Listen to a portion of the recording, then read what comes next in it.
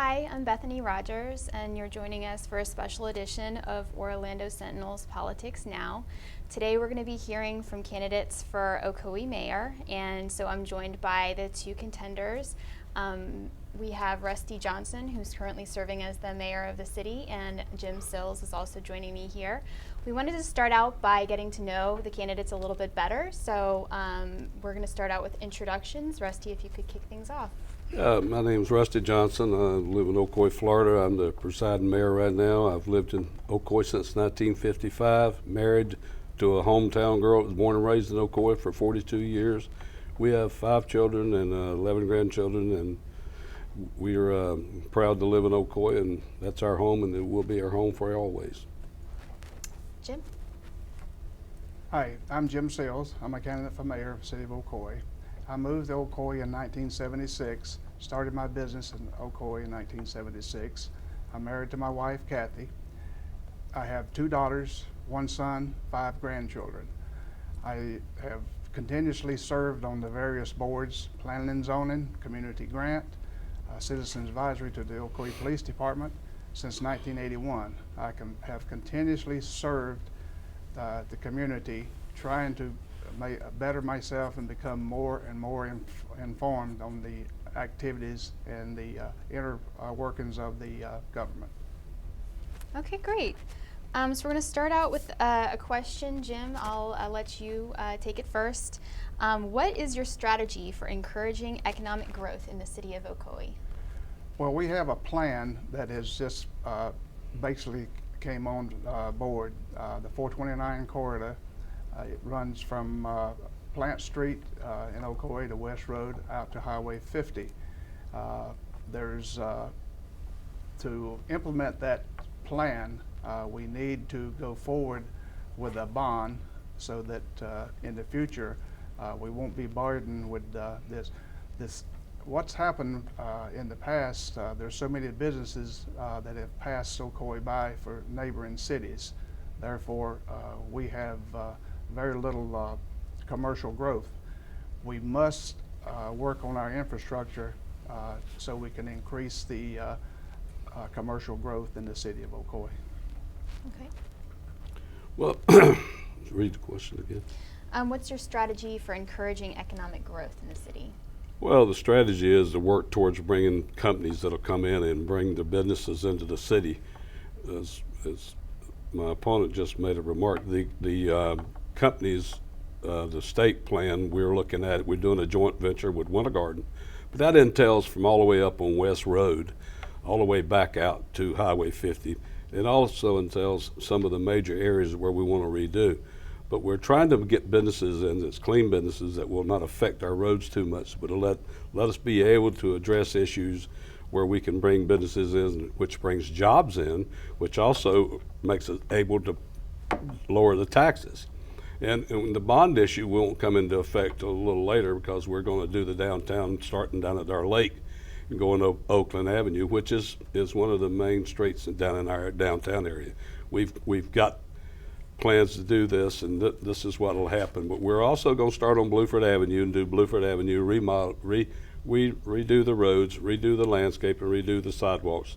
And that's the avenue. We're also hiring an economic development coordinator.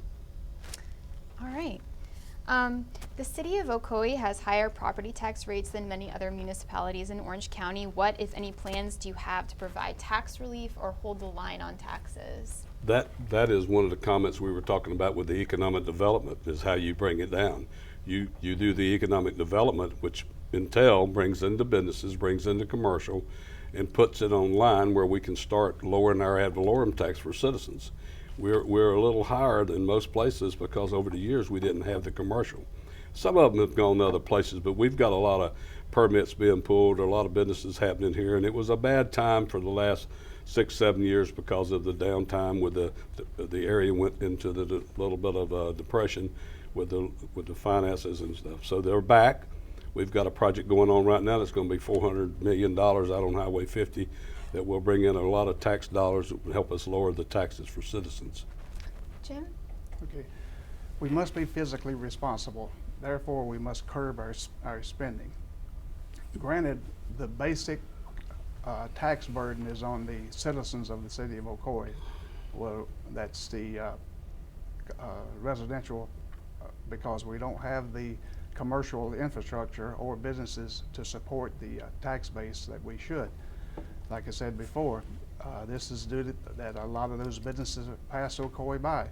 Was it this planners? Was it city staff? Was it city commission? No one knows for sure. But regardless, the businesses that would have been in Ocoee today and helping our commercial tax base have moved on to neighboring cities. Okay. Do you think Ocoee does a good job of disseminating information about city government and events that are taking place? And what would you do to further engage citizens in city government? It's come to light in the last few months that the citizens are not being informed on the activities that are happening in the city of Ocoee. There's plans in place now to better educate the citizens, keep them informed on the activities, whether it be a commission meeting, maybe a Lions Club meeting, any of those issues that are happening. The citizens are complaining, and there's definitely an interest to educate the citizens, to keep them informed on the activities that are happening in the city of Ocoee. Okay. Well, I think we have one of the better systems. I'm in office for a long time, and I haven't had any complaints to me except for one set of group that's opposed to my election, and they're the only ones I know that's making the complaint about the being able to communicate. We have a Facebook page, we have a city community website, a website. Everything is on the website. Everything, we have our own TV channel where our process goes out. It tells everything that goes on in our city. If you want to know about it, you can find it. We give out a newsletter every 3 months with all the information on it that's happening. We just sent one out the other day in the water bill. Every water bill in the city of Ocoee gets this process.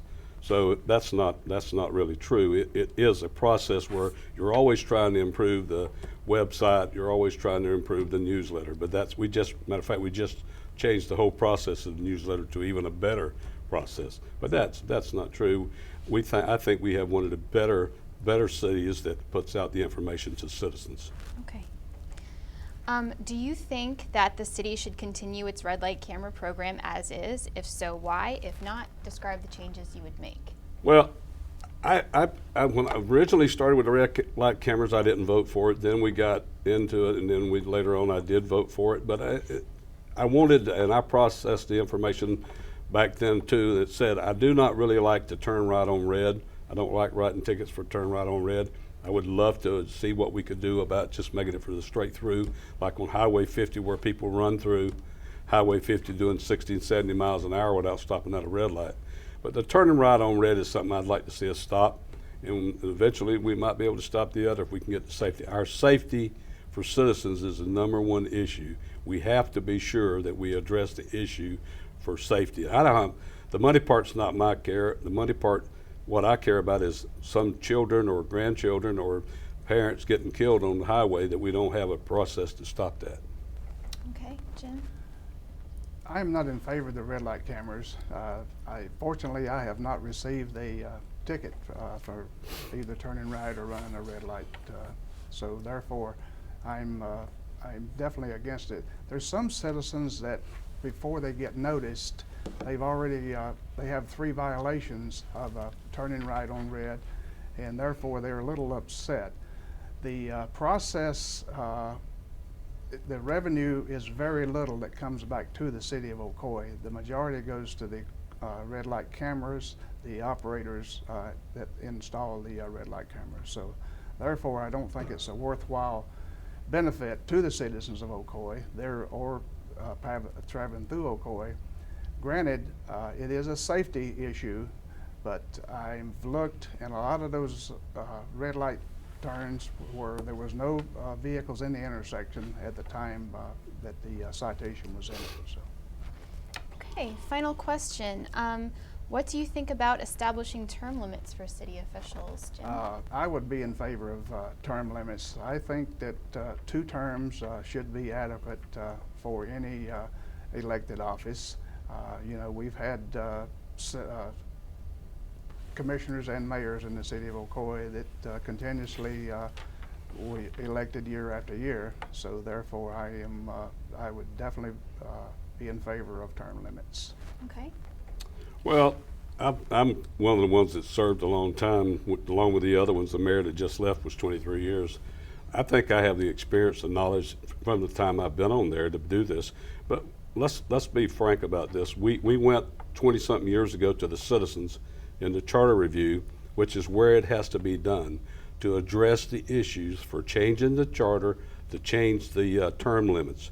We also went after the mayor or strong mayor or city manager, and we also changed the time limit. We went from 2 years to 3 years, and the citizens turned down the term limits. Term limits to me is when you're tired of the person that's there, you're gonna vote them out. And that's what happens. Winter Garden doesn't have them. Most places don't have them anymore. But the citizens have the ability to, when we do the charter review, to either put them in or take them out. And that's what they did. They did not put in term limits. Okay. All right. We're going to finish up with closing remarks. Jim, if you could take it first. Okay, as I stated before, I'm a citizen of Ocoee, moved to Ocoee in 1976. I've established my business there. My roots are there now. I don't care if I could have easily went to Winter Garden, started my business in Winter Garden or some other cities, but I chose Ocoee because I think Ocoee is a place that I'll spend the rest of my life.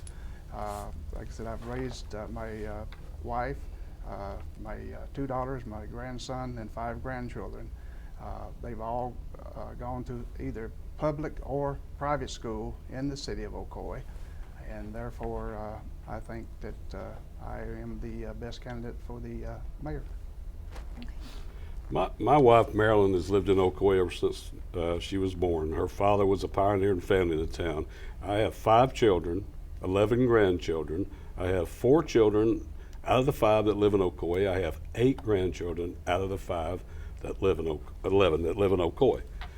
I've been there except for I took drafted for 2 years in the U.S. Army, sergeant, and went to Vietnam, come home, went to college, went to work for the post office, served my time in the post office 28 years, got out, retired, and I do commercial real estate. My idea is to make Ocoee a place where we can all stay. Our children can want to be there. They don't want to move off. They want to be able to get a job. It's a great place to live.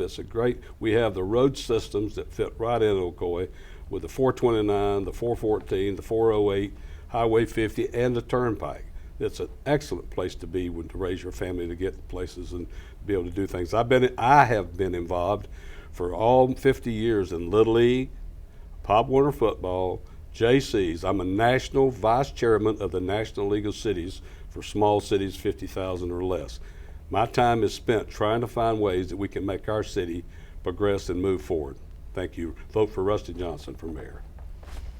All right. Thank you so much for joining us. For more information about this race and others, go to orlandosentinel.com.